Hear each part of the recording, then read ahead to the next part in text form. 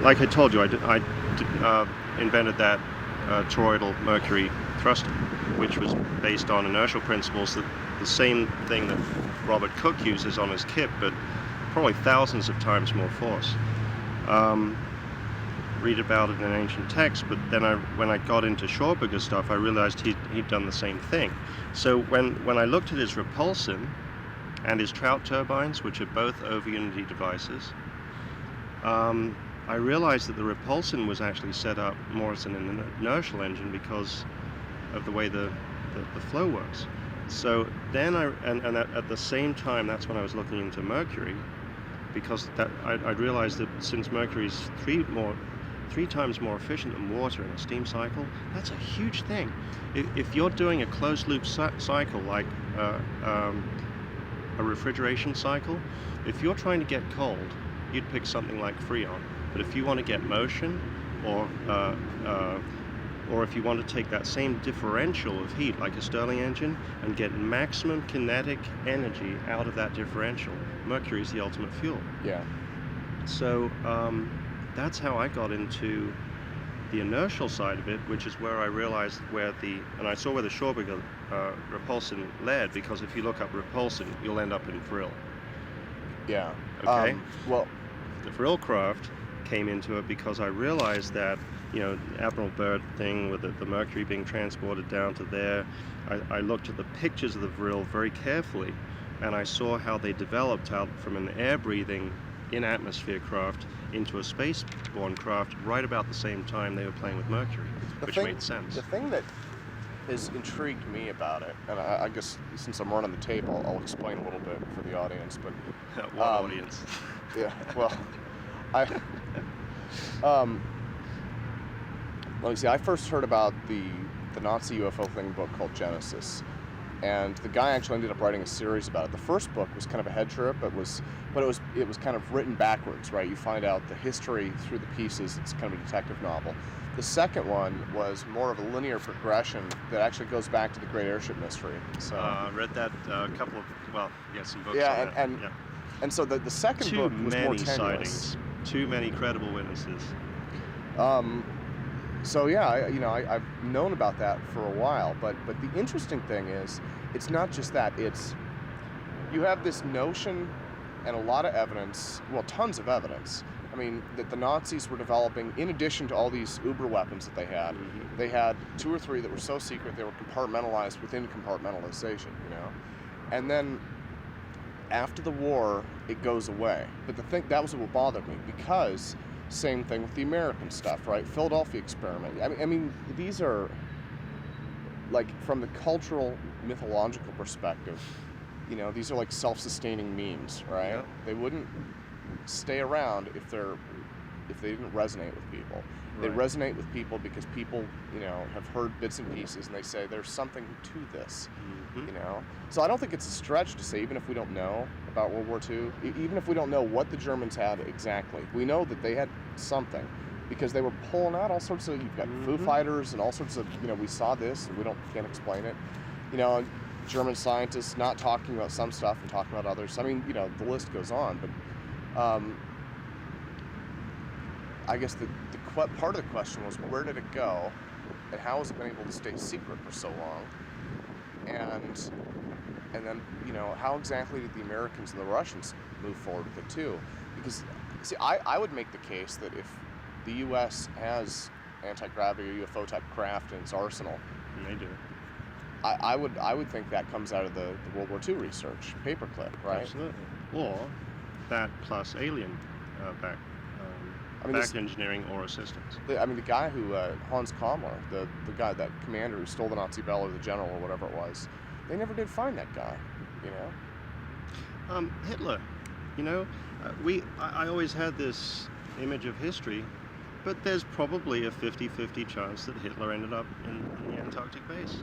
Now, it doesn't really matter, because if you look at Schauberger's work and you see where that goes, when you get into etheric energy, when you get into those higher forms of power, it generally leads people in a good direction, mentally, spiritually, just by association with that kind of force.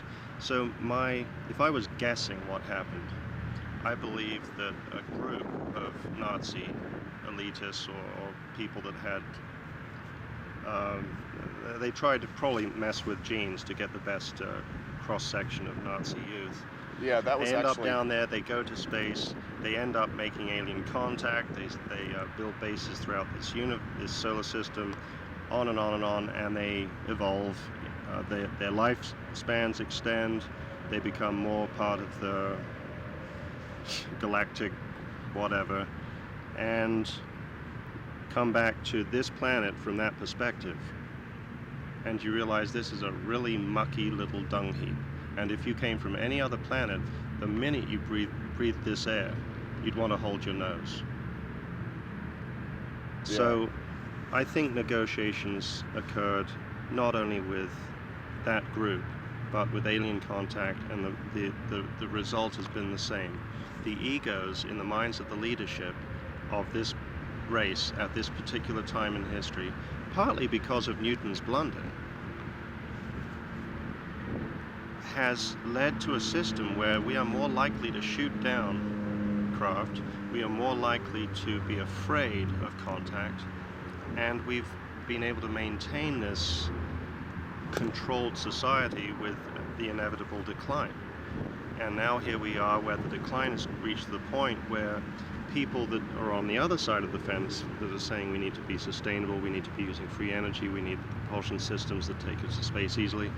Now that paradigm is going to move in. But is you know, my hope. the thing that's been, I don't know, but one of the things that's been killing me is, well, like with UFOs, it's certain things need to be resolved within a certain time frame, right?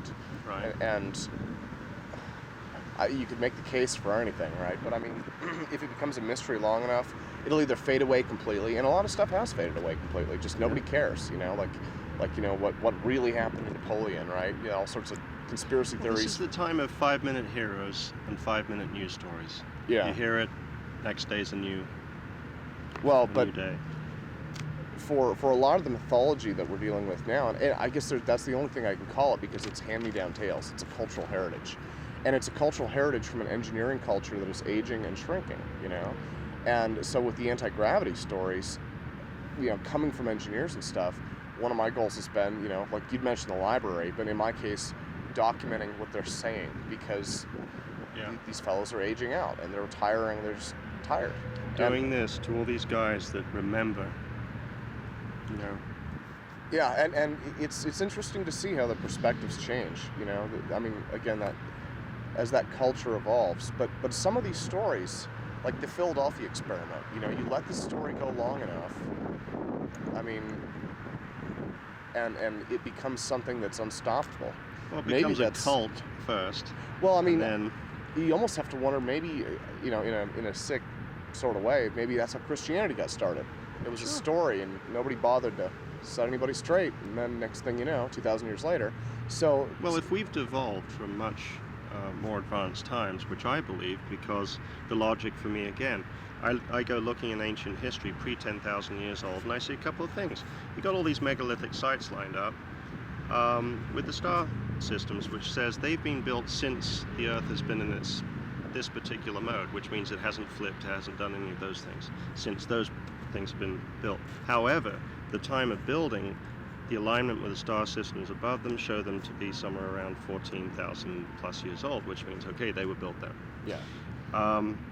Then you come and you look at, you realize that these technologies, inertial propulsion was understood, etheric energy was understood much greater than it is now. Plus, we were probably more connected with this Earth, much like the animals are, who can sense a tsunami, tsunami coming, can sense things that we're completely oblivious to because we've lost touch. So we've lost touch with spiritualism, and we've lost touch with nature. Unfortunately, we haven't lost touch with religion, which is all about worshipping through ignorance. Yeah, and I don't mean to hash on any one particular story. You know, Islam would be the same way, right? It's the cultural heritage, you know, and with engineering, it's the same thing. But you know, UFOs is the big one. I mean, and the interesting thing there is we're seeing it turn into a religion. You know, I mean, when I was a kid, they used to have UFO books at the library. When I'd be 10 years old reading the UFO books. You know, Betty and Barney Hill, the cheapo pulp, print, right? The Philip Marlowe style text. Yeah, the little hand-drawn sketches. And that was UFO books. And then, and then we've had some UFO cinema, and they always get some of the details wrong from the general belief or whatever. So you're never sure what to believe there. But this stuff has evolved from being a hard and mechanistic myth to being a very soft humanistic one. And so, when I set out to do a story on UFOs, I have to sort through, thousands of abduction reports, and I channel aliens, and luckily some people have done just that in each one of these areas. So sometimes you don't have to gather in each area, you simply have to gather somebody that's done extremely good work over decades, and then you go, all right, do I believe them? Yes, I do. Next area. And then when you combine those two areas, you go, oh wow, look at that combination. But nobody's answering a lot of these questions. I mean, one of the big fundamental questions for me was, what do I believe about UFOs? Because I saw one in '94, but as a rational human being, I'm willing to accept the possibility that I was hallucinating. Even I'll even go that far. I hope not. It didn't. But actually, like I would argue that would be as an irrational human being. Because an irrational human being believes that we are alone, we can't go faster than light, energy, food, and all needs are limited, because an irrational human being has been taught faulty science and believes only in limits. And that's insanity. Yeah. Because it's not reality. It has nothing to do with the way evolved species live. And it keeps us here on a planet for the criminally insane. And I do actually believe that. Because if you look at this planet and the people on it, you have 6 billion half-crazed, violent, potentially violent individuals. And if you give 7 billion people access to space with simple technology, you've just released a virus. Yeah. Because we're that violent and we're that out of touch with reality. Our science, where this has led, this is sick. We have become so aggressively competitive dominant in our business behavior, in our treatment of our environment, that we are approaching a major shift.